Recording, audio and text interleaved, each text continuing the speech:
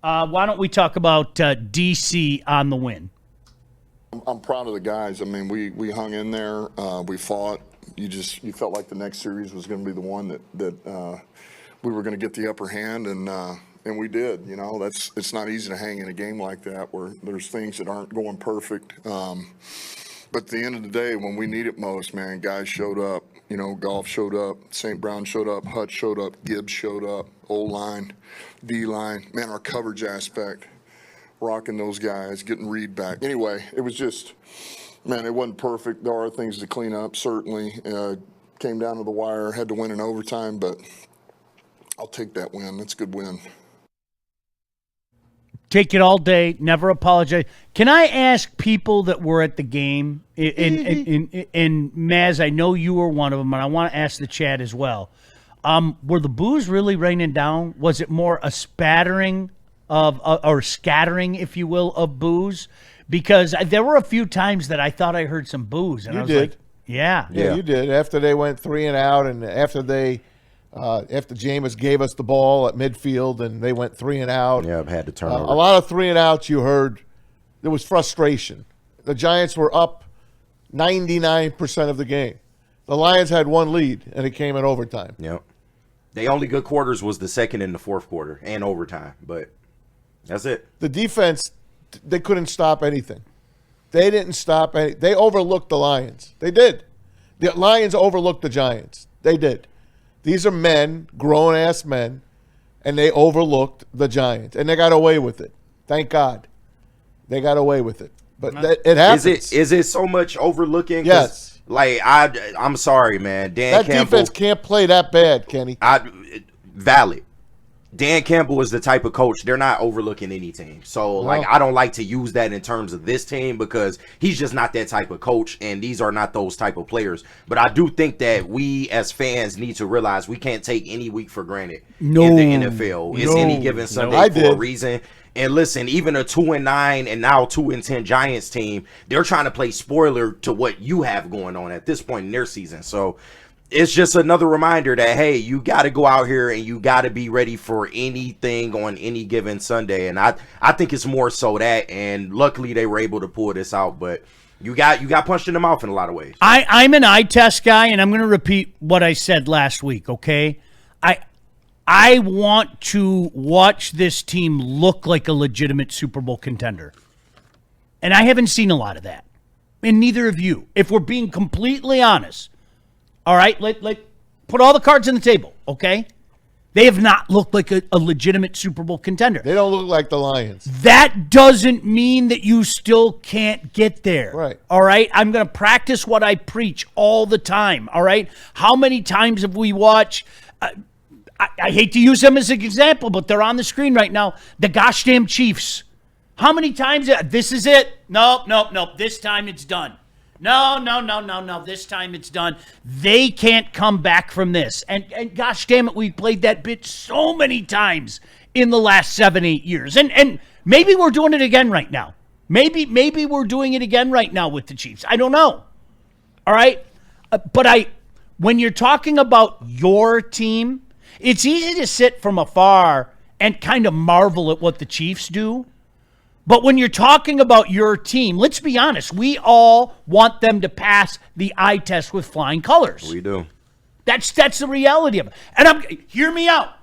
That doesn't mean they still can't get there, okay? But we shoot straight on this show, right? And like KG said, unless you're talking about the bottom feeders, we haven't had that shock and awe across the board type game. Because even the Ravens game, okay? Our defense was getting torched that game. Let's be honest. Early on, yeah. Right? Early on, yeah. And the Bears game, offense went nuts that day. Bears got some things going later in the game and everything. I want that A game. And I'd love for them to stack together some of those A games. And hell, if you tell me right now they're saving their A game for January, I'm wonderful with that, because I've said this 2,000 times. I'm going to keep saying it. The ultimate success or failure with this team is dictated in January and February. It is. And that's Sorry. why we're hypocritical as a fan base too. 1,000. Because we want style points, we want all that, but at the same time we say survive in advance, just get to the playoffs and get there healthy. Yep. So I mean, this was an example yesterday that, listen, they don't have to play their best football in order to win. I think that's a good sign. That shows you that they are a good team at a bare minimum. At the floor, they are a good team. But they do need to look better in terms of getting ready for the playoffs, because I don't think you can have games like this in a playoff situation, or else you could get burned. For selfish purposes and because I'm a Goo baby, could we maybe put together the A game this Thursday against Green Bay? I would love it. Could I ask for that? That would be great. Just for selfish reasons. I would love it. I would just be don't. I don't outstanding. know if it's coming. I think we got another dogfight on our hands. 3 days rest. You going against a Packer team that really want to come in here and beat you on Thanksgiving. And yeah, man, these guys, I really feel like I said it yesterday. I feel like the defense may be tired to a certain degree because the offense has had so many struggles and the defense has been on the field so much within these last 2 games. I just wonder, like, can they keep that pace up? Because they have been called upon to go out there and work miracles. I would just say this, though. The one thing that works in our favor with Green Bay coming into town is they're probably gassed because they just endured the 9 experience. Yeah. And the 9 experience really wears you out. Yeah. Threw for under 100 yards again with 2 picks. He had 97 total yards. Yeah, it's looking really, really bad Oi. for JJ. Oi! Really bad. DC on the resiliency that the Lions showed. That's our guys, right? I mean, that's the core of our group here. That's why we have the guys that we have, because they are resilient. And even when we're off just a little bit, when we need it most, those guys can resort back to their training, man. Just stay in the moment, and man, you're about to get my best rep, and it's competitive, and they believe they can will it to happen, and they make plays, man, and no different than what Hutch did there at the end of the game. That was a huge 4th down when we needed it. So that's our guys, man. I trust our guys. Yesterday I read something online. Oh, it was Mike Greenberg, your favorite from Get Off. What was he talking about, the Jets? No, He used to be He was good. talking about Dan Campbell. He's like, listen, it looks like Dan Campbell has bit off more than he could chew. He's got to give up the play calling. Bro, you're not going back. It's week 12. That's what Greenberg said. I don't I'm give just a saying damn. I'm just saying what he said. Yeah. That's all I'm reading. I'm reading words off a screen.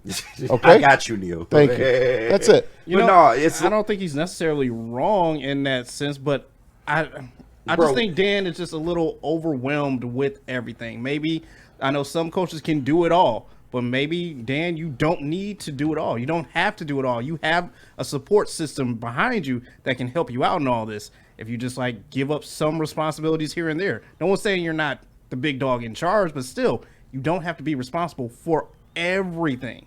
All right. I'm going to ask everybody a question. Between the last 2 games, has the bigger issue been the play calling or the execution? Yes or no?